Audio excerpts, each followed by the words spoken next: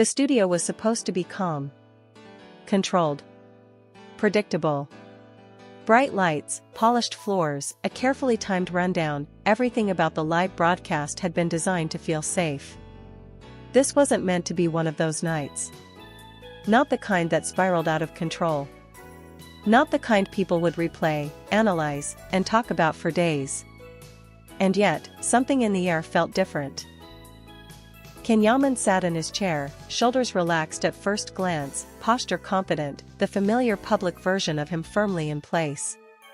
The charming smile. The steady gaze. The man audiences had seen hundreds of times before. The man who knew how to handle interviews, cameras, applause. But those who watched closely noticed it almost immediately. His smile didn't fully reach his eyes. Every time the host mentioned the past, his jaw tightened just slightly. Every time the conversation drifted toward relationships, he shifted in his seat, as if something beneath the surface was beginning to stir, something he had spent years keeping under control. The host sensed it too. She didn't rush. She didn't push. She let the silence do the work. The broadcast flowed easily at first. They talked about projects, success, international fame, the pressure of being constantly watched. Ken answered smoothly, professionally. The audience laughed when expected, applauded on cue.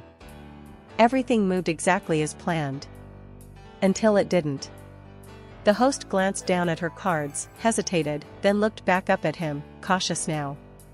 Ken, she said gently, people see you as incredibly strong. Almost untouchable. But is there someone who ever made you feel the opposite? The question hung in the air. For half a second, nothing changed. Then everything did. Ken blinked. Once. Twice. His breathing shifted. He looked away from the host, away from the cameras, toward a point above the audience, as if searching for balance. The silence stretched. Live television hates silence. But this time, no one interrupted, because something real was happening. Ken swallowed hard. His fingers tightened around the edge of the chair. There are moments, he began, voice lower now, that change you. And you don't realize how much they changed you, until years later. The audience quieted completely. You move on. You work. You grow. You tell yourself you're fine. But some people, they stay. Even when they're not there anymore. His eyes glistened.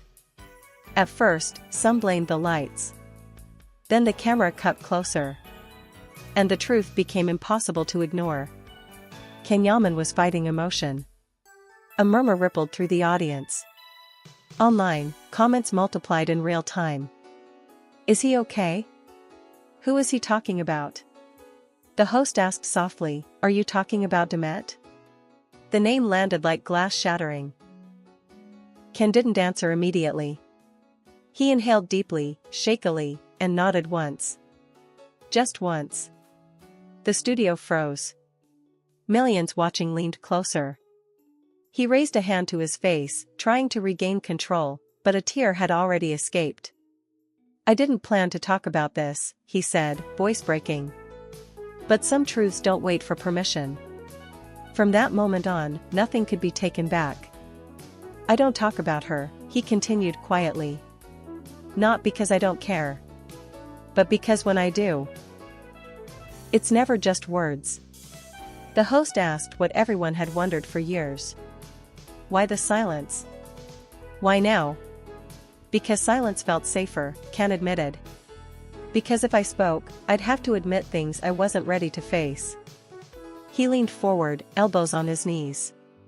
When everything happens fast, you think love will wait for you. You think there will be another chance. But life doesn't work like that. Online, clips spread instantly. This wasn't PR. This was pain. Do you regret it? The host asked. Yes, Ken said. I regret the timing. I regret the fear. I regret thinking I had more time. He looked directly into the camera. I was strong on the outside. Inside, I was running. From feelings that scared me. From a future I didn't know how to protect. Another tear fell. He didn't stop it. I thought silence was respectful, he said. I didn't realize it could be hurtful. The host asked if Demet ever knew. I think she felt it, he replied. But feeling something and hearing it out loud, they're not the same. Then came the question that changed everything. If she were watching right now, what would you want her to know? Ken went still. Saying it meant there was no way back. I don't know if I have the right to say anything anymore, he said. But there are things that stay unfinished. He looked up again. If Demet is watching, I want her to know the silence was never emptiness. He paused, voice shaking. It was fear. Fear of not being enough. Fear of loving someone so deeply that losing them would change me forever. Tears fell freely now. I thought stepping back was strength, he said. Protecting my career, my image. I was wrong. Loving her didn't make me weak, he admitted. Walking away from that honesty is what broke me.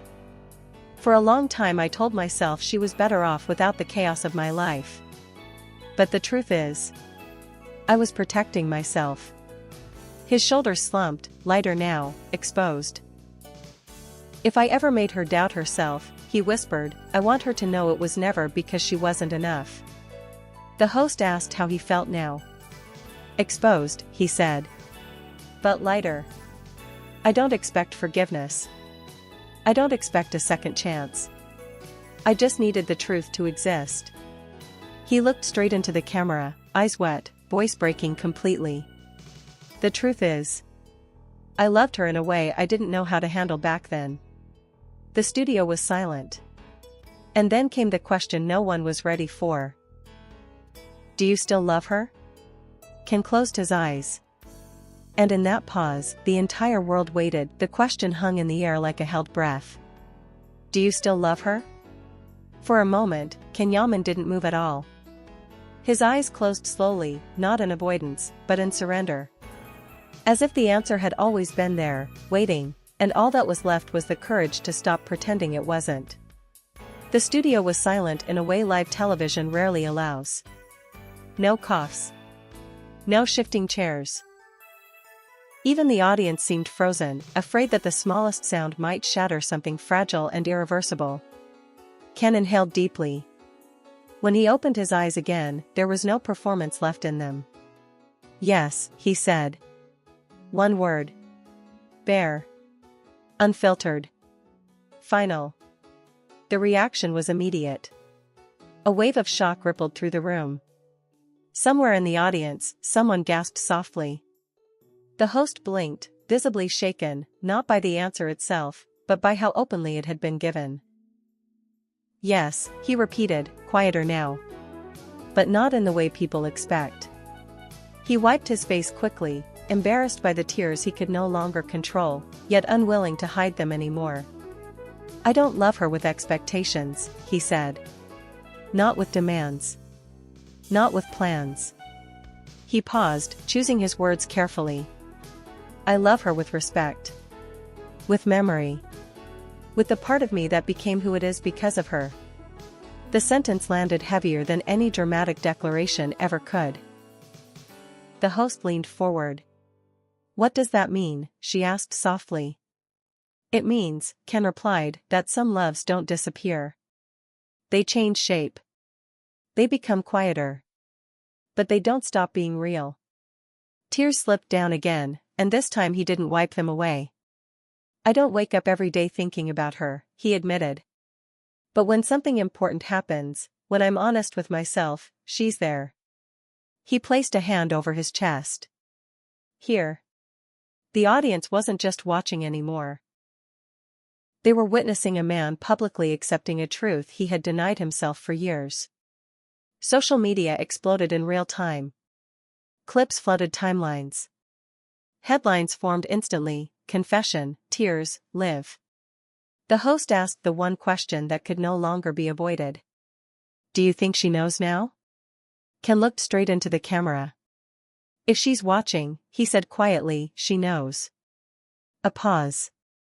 And if she's not, he added, voice breaking again, then at least the truth finally exists. The red light on the camera blinked. The segment was supposed to end. But no one rushed it. Everyone in that studio understood this wasn't just a viral moment, it was the closing of a chapter left open for far too long. Then the cameras went dark. Music filled the studio, artificial and misplaced. The broadcast cut away, but the weight of the moment didn't. Ken remained seated, shoulders slightly hunched, eyes still glassy. The adrenaline faded, leaving something quieter and heavier behind. "Are you okay?" the host asked off-air. "I think so," Ken replied softly. "I just didn't expect to say it out loud." A production assistant handed him water. His hand trembled slightly as he took the glass. Behind the scenes, the control room erupted. Phones buzzed nonstop. Producers stared at screens as metrics climbed at an impossible speed. "This is everywhere," someone whispered. And it was. Within minutes, clips circulated across platforms. Headlines were pushed as breaking news. Comment sections filled with disbelief, emotion, hope, and confusion. Some wrote that it was real love. Others asked what this meant for Demet. Most agreed on one thing: this couldn't be faked. Ken stood slowly and walked off set. Crew members watched him differently now, not as a star, but as a man who had just exposed something deeply human. In the hallway, away from the lights, he stopped for a moment and closed his eyes. Because somewhere, at home, on a phone screen, alone or surrounded by people, Demet might have been watching. He hadn't done this for headlines. He hadn't done it for sympathy. He had done it because the truth demanded to be spoken, even if it changed nothing. Or everything. Across borders and time zones, fans asked the same question quietly. Will she respond? Demet Özdemir remained silent. No post. No story. No statement. And that silence felt louder than any words. Those who knew her understood she never reacted impulsively. When she spoke, it was because she chose her moment carefully. Late that night, as Ken left the studio, his phone vibrated in his pocket. He didn't check it. Whatever came next, there was no returning to silence. The truth was out. And now, it belonged to what came next.